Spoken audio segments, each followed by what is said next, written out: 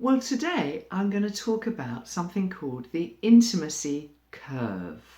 Now, what is this thing? Well, usually or often, when people hear the word intimacy, what's the first thing that comes into your mind if I say intimacy? You're probably going, sex. Well, yes, sex is intimate and intimacy can sometimes be sex. However, it isn't always.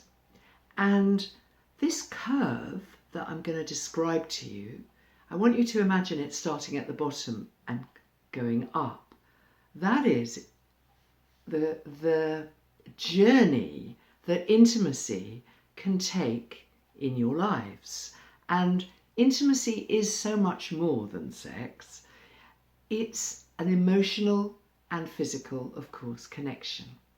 And what I'd like you to imagine is how you can, where you might be on this curve with the intimacy that you have in your relationship.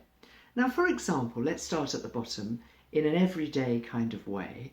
The two of you are in and out of each other's lives, and how about making sure that you say hello and goodbye to each other? Now, I know that's kind of basic, but more than that, you give each other a hug when you come in and you go out, and you make a special bit of connection. You hug, you hold each other for a moment or two, and you look into each other's eyes.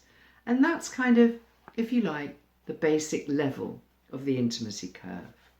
And how about sometimes when you're passing by each other, you might just touch, a touch on the shoulder, a touch on the arm, and sometimes something completely surprising, like suddenly kissing your partner on the back of their neck while they're washing up.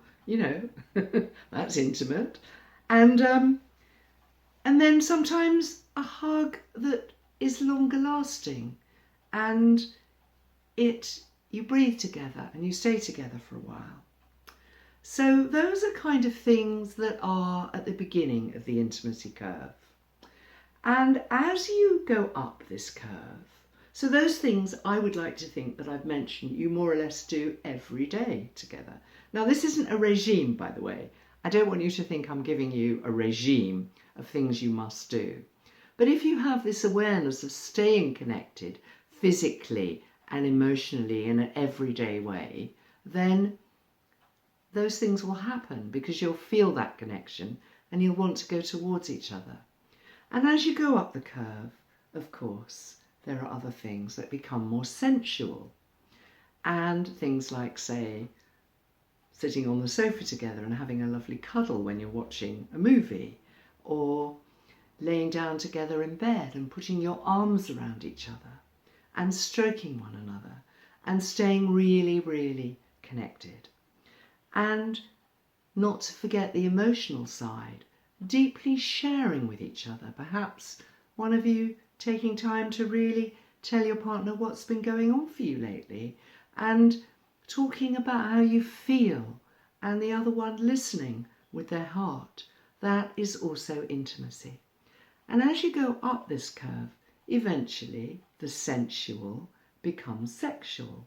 Now, that is unlikely to happen every day. It does for some people, but we're probably talking less often.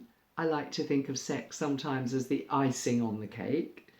And what a lovely thing to travel up towards.